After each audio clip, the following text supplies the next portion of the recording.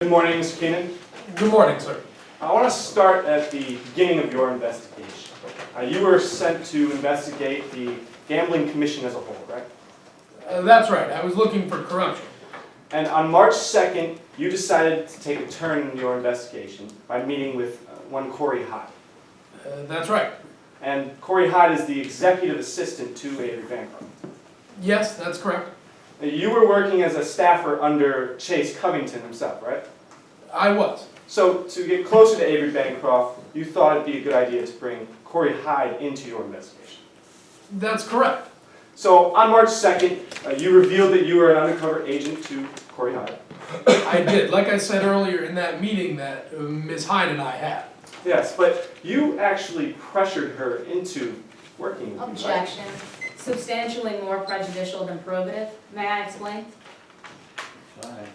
Your Honor, how Officer Keenan reacted or dealt with Corey Hyde isn't relevant to this case, and it poses a substantial danger of prejudicing the jury.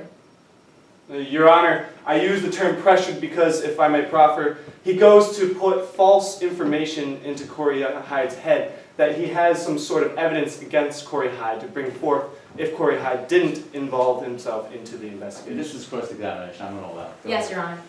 Now, you pressured Corey Hyde into actually following into your investigation as well, right? I'm not sure what you mean by that, sir. Well, you told Corey Hyde that you had evidence of criminal activity against him, right?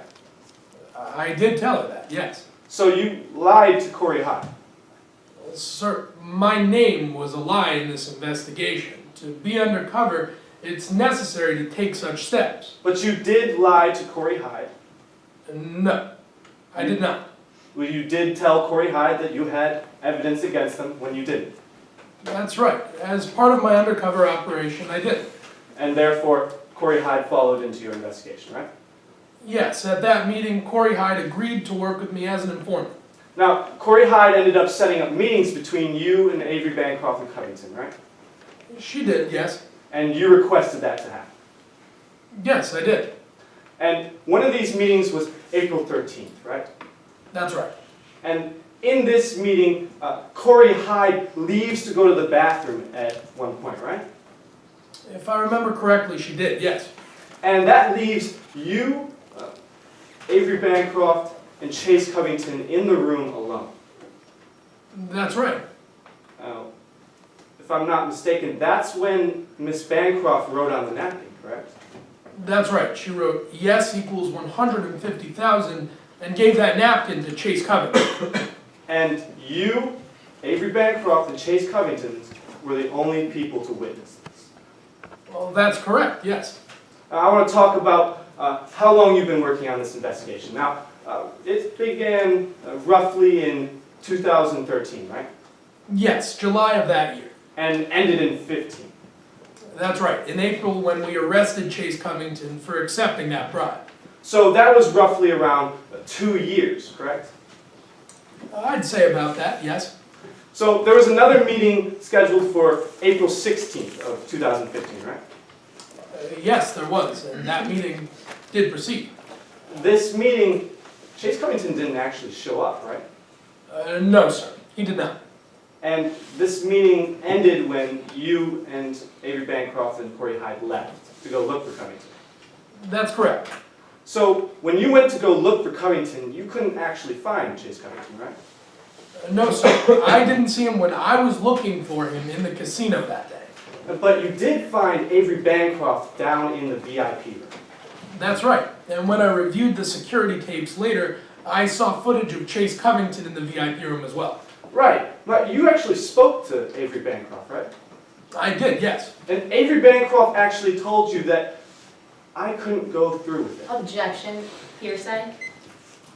Your Honor, we're using this as their then existing mental or physical condition. Showing intent, a plan, or motive is an exception to the hearsay rule, and that is what this goes to show.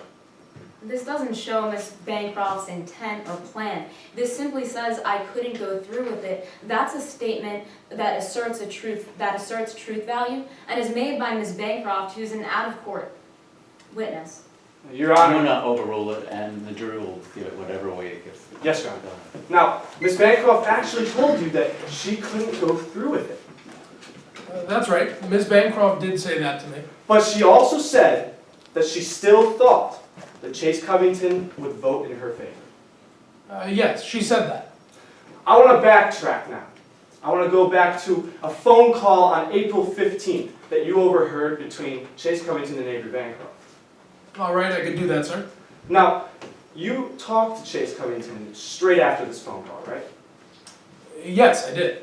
And when you asked about this phone call, Chase Covington seemed skeptical of you.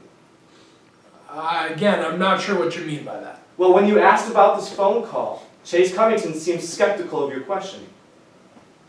I guess, yes. And Chase Covington actually told you that this is my vote, and I'm going to vote for whoever I think is best. Objection to hearsay. Once again, Your Honor, we are using this as their then existing mental physical condition showing a plan, motive, or intent. And in this case, it shows all of that. May I respond? Respond. Your Honor, this is my vote doesn't explain any form of intent or state of mind. That's a statement by the defendant. I understand, and I overrule.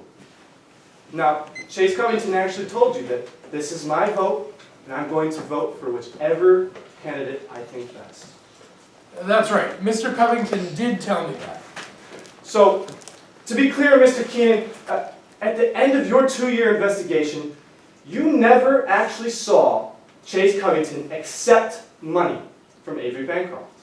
No, sir. I only saw the security footage in which they met in the VIP room to exchange that bribe. Now, on this security footage, you saw them have briefcases, right? No, sir. I actually didn't see the briefcases in the footage. You didn't see briefcases, Chase Covington and Avery Bancroft walk in with briefcases? Well, I saw that, but the footage only showed above the waist, so I couldn't see what was below their waists when they were walking in. All right. Now, Mr. Keenan, to be clear, once again, at the end of your 2-year investigation, you can't tell us if Chase Covington actually wanted money from Avery Bancroft. No, sir. I couldn't tell you what Mr. Covington wanted.